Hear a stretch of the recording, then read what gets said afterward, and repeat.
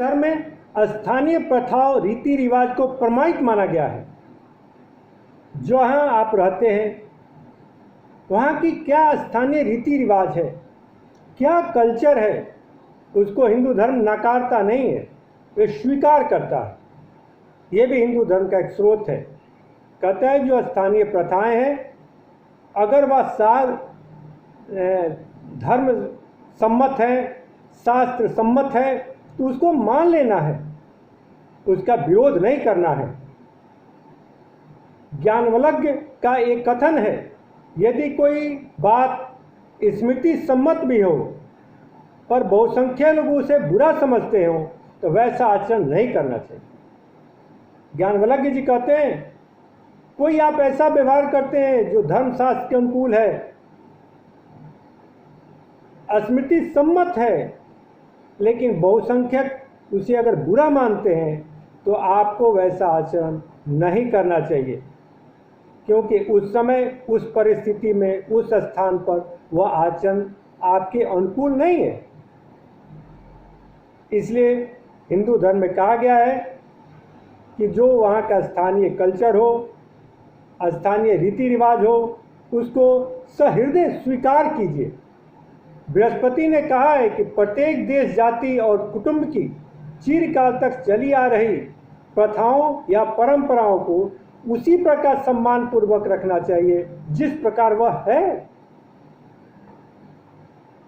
जिस प्रकार वहाँ जो सिस्टम है, जो रीति रिवाज है, उसका उसी अनुकूल इज्जत और सम्मान से उसको स्वीकार करना चाहिए और उसको आगे बढ़ाना चाहिए, ऐसा हिंदू धर्म में कहा गया।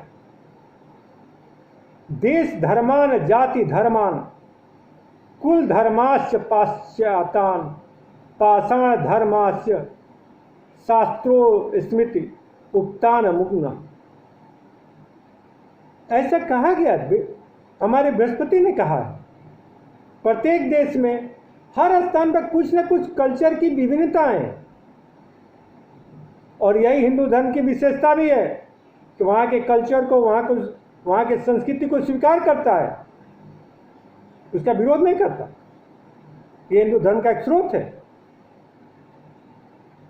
लेकिन ये भी कहता है हमारा स्मृति, हमारा धर्मशास्त्र, कि वहाँ की प्रथाएं और जो रीति रिवाज हैं वो अनैतिक नहीं होनी चाहिए। अब कहीं के रीति रिवाज हो, किसी को गाली दे दीजिए तो ये स्वीकार्य नहीं है, ये अनैतिक हो गया। इसलिए अगर वहाँ के रीति रिवाज नैतिक है, धर्म सम्मत है, तो उसे स्वीकार कर लेना ही हिंदू धर्म की विशेषता है। और वो प्रथाएं सदाचार के अनुकूल हों, उसके खिलाफ नहीं हो। ऐसा कोई वहाँ का आचरण नहीं हो, ऐसा वहाँ का कोई सिस्टम नहीं हो जो धर्म सम्मत नहीं हो, उसके अनुकूल नहीं हो, तो ऐसे उसको नहीं मानना चाहिए। लेकिन अगर कोई आचरण धर्म सम्मत है, समय के अनुकूल है, तो उसे स्वीकार कर लेना ही हिंदू धर्म का मुख्य स्रोत है, मुख्य विशेषताएं हैं। यही उनका लक्ष्य भी है कि आप किसी को हर्ट नहीं करें, आप उसका विरोध नहीं करें, उसको समय के अनुकूल, परिस्थितियों के अनुकूल उसको समझिए वहाँ की क्या कल्चर है और उस कल्चर को एक्सेप्ट कीजिए। अगर आपके धर्म सम्मत है, परंपराओं के अनुकूल है, तो उस परंपरा को मान लेना ही बेहतर है। व्यक्ति के व्यवहार के साथ साथ अंतःकरण को भी धर्म का एक स्रोत माना गया है। आपका हृदय बताता है, आपका अंतःकरण बताता है क्या सही है, क्या गलत है।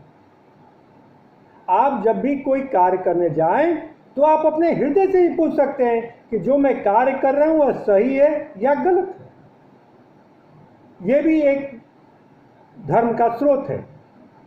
व्यक्ति का अंतःकरण जिस वस्तु की स्वीकृति देता है, अगर वह धर्म सम्मत है, परंतु वह विचार और व्यवहार धर्म सम्मत ही होना चाहिए, तो उसे स्वीकार कर लेना ही बेहतर है।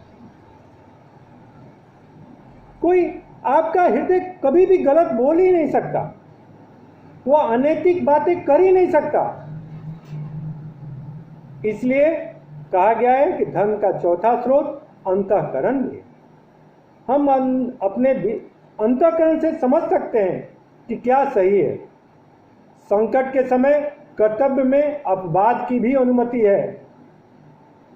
अगर कोई संकट आ गया है तो उसमें अपवाद कुछ ऐसा भी किया जा सकता है कि संकट से हम बाहर आ जाएं, क्योंकि संकट के समय धर्म का पालन करना बड़ा कठिन होता है। इसलिए उस संकट के समय कर्तव्य में अपवाद की भी हमारे हिंदू धर्म में अनुमति प्रदान की गई है। ये विषय बड़ा गंभीर था, इसलिए इस वीडियो को 3 हिस्से में बनाना पड़ा। मुझे उम्मीद है कि आपको पसंद आएगा और इसे तीनों हिस्सा आप देखना पसंद करेंगे।